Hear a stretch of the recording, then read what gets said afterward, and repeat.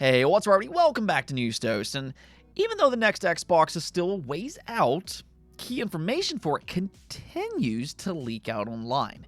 In fact, we got some new significant details for it today, and not just for their home console either, but also for their new first-party handheld. So if you want to hear more about their next-generation plans, make sure to stay tuned. Now, we do also have some other things to talk about, including a shift up at yet another PlayStation studio, and I'd say by this point, fans have questions, to say the least. First, though, before we get started, I do want to thank my supporters on Patreon and on YouTube memberships. Thank you just so much for what you do. I truly do appreciate each and every one of you. Let's go get right into things, though, starting off with Ubisoft and their incoming pipeline of games. In a recent earnings call, they confirmed various delays to some of their biggest franchises. Now, they didn't exactly say which franchises will be impacted, but according to Insider Gaming, at least two of them will be Assassin's Creed and Far Cry. Now, they also speculate that the Splinter Cell remake will be impacted as well. I'm pretty bummed out about that, but Ubisoft cited Assassin's Creed Shadows as the reason why they chose to delay these games. According to them, the delay for Shadows positively impacted its end result, and so they want to go ahead and do the same thing for their other franchises as well. In other words, they don't want to just rush them out and release them as broken, buggy messes because I guess they finally figured out that's not exactly the best practice to sell games. Gamers don't particularly like that. So, hey, we'll just kind of chalk this one up as Ubisoft learning a lesson. And hopefully, this will actually result in better games going forward. That's all what we want. On a more positive note for them, though, they narrowed down the release date for Prince of Persia: The Sands of Time remake. They're expecting it to drop before April of 2026.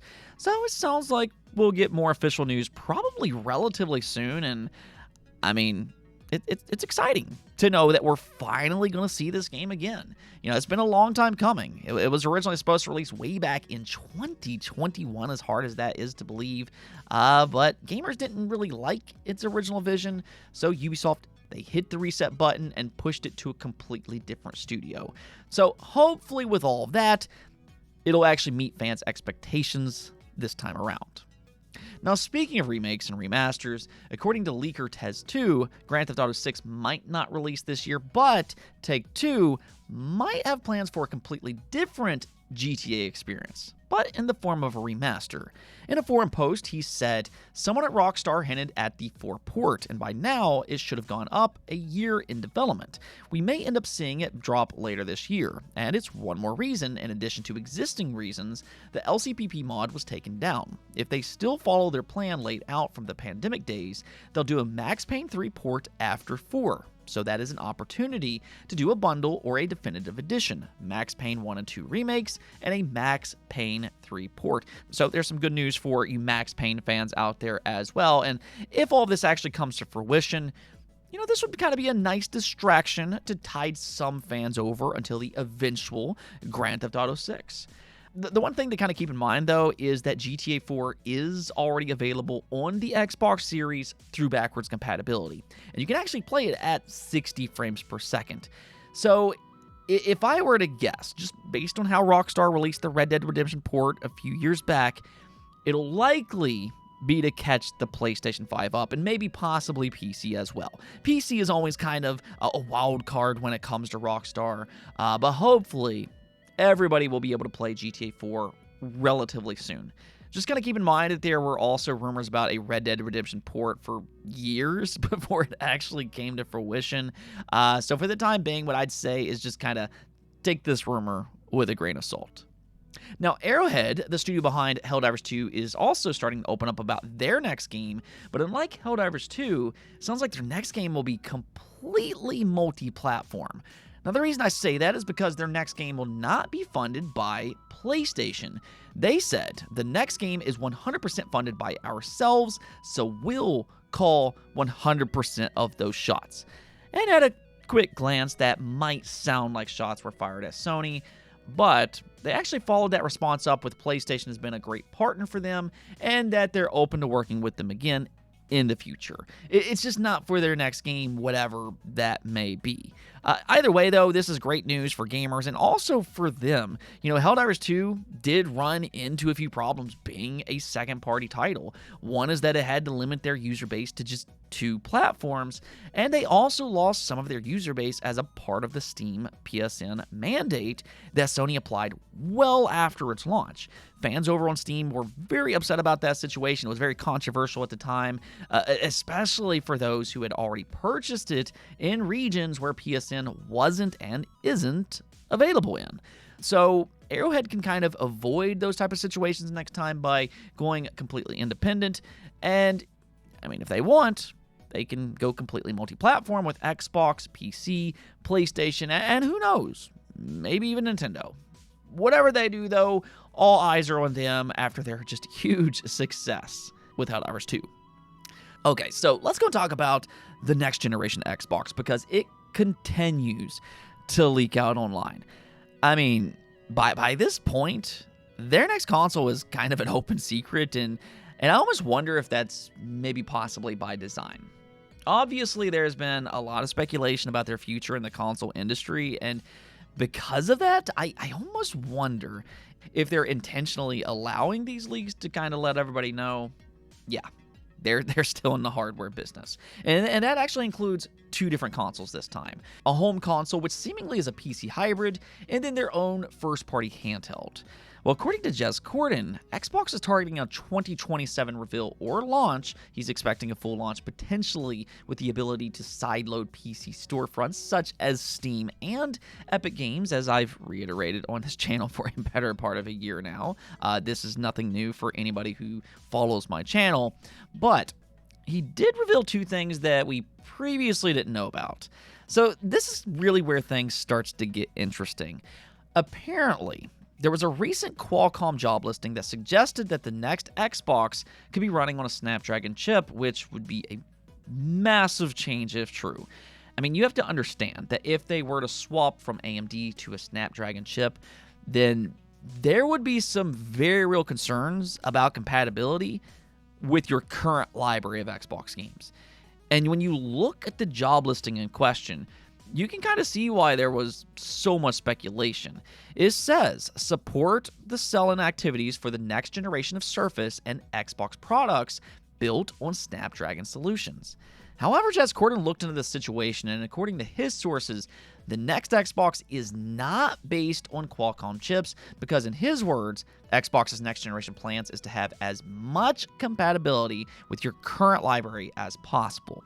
So that's actually very welcome news. I assume that this job listing is referring to something else. Maybe they're just kind of talking about the PC side of things, third-party Xbox PCs, whatever. So that's actually very welcome news, and it also kind of echoes things that Xbox has said in the past. They poured a lot of time and just a lot of effort into their backwards compatible program, and when they first started all of that, they did that with the mission that they'll also be forward compatible with future hardware. So I know that's an important strategy for them, but I think one of the most fascinating things that could come from this is that if they can get Xbox 360 and OG Xbox games working on PC. Again, you have to remember that it sounds like the next Xbox will be a Windows PC hybrid. And as of right now, today, Xbox 360 and OG Xbox games don't run on Windows PC. So there is a legitimate question if those will work on the next Xbox based on the information we have. But if they can get that figured out, that means that we very well could actually see games like Lost Odyssey and Blue Dragon on PC in the near future. And I think that's incredibly exciting. At the very least, it sounds like compatibility is fully on Xbox's mind. And, we can say a lot of things about Xbox. I know not everybody likes their current plans, but in terms of backwards compatibility, they've been the best in the business of that for some time now. Their backwards compatible team are just true wizards. The other thing that Jez revealed, though, is that their handheld is designed similarly to the Nintendo Switch. In other words, it has a docking station that it can connect to. So it's going to be designed to easily connect to your TV or to take on the go with you. Now, I am expecting it to be a fully digital console, but whether you prefer that more mobile option or if you just want a powerful AAA console, it sounds like Xbox is going to have options next generation. Now, how are they actually going to position them with their multi-platform plans? That kind of remains to be seen. But if anything else, with the addition of Steam plus Xbox Game Pass on top of that, it could still be an enticing option for anybody who prefers Xbox or that PC-like environment, which is, growing on a yearly basis. The PC has kind of exploded these past 5 years, and I kind of wonder if that's what Xbox is banking on. They want to be more like Valve rather than like PlayStation. Now, one last thing before we go, and this is honestly bizarre, and really just another telltale sign that PlayStation has no earthly clue when it comes to live service games.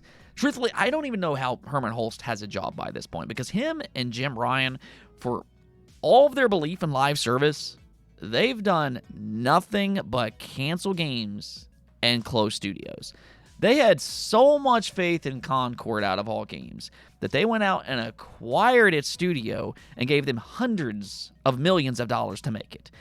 Now, yeah, I don't think that exactly panned out for them all that well, and from the sounds of it, the other live service studio that they acquired, being Haven Studios, well, it sounds like their upcoming game, Fair Games, isn't exactly shaping up all that well either.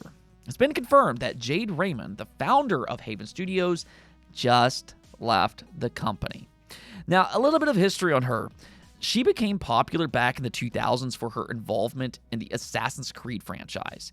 She was also a part of Watch Dogs, but pretty much since then, she just kind of keeps creating these studios and then just never releases a game. She did that at EA Motive, and then she also did that at Google Stadia, and now here at Haven Studios. This actually makes her third studio in a row where she hasn't released a game. Yeah, I'm sure she's getting paid a lot of money to apparently not release games, so you can kind of take that as you will. But it sounds like Fair Games isn't shaping up as Sony expected it to. I mean, no shocker there, but reportedly her departure is just weeks after an external playtest, which was not well received. So, yeah, I think by this point, Sony might be panicking a little bit. I mean, so far, they haven't closed Haven or anything like that, so maybe they think it's still salvageable. But, I don't know. This isn't exactly a boost of confidence for their live service plans, and I'll just kind of leave it at that. Fair Games very well could end up being yet another live service game in the Sony graveyard, or at least based on information that we currently have on hand. Anyways, though, that's going to be it for this episode, but until next time, make sure to subscribe, ring that bell, and peace out.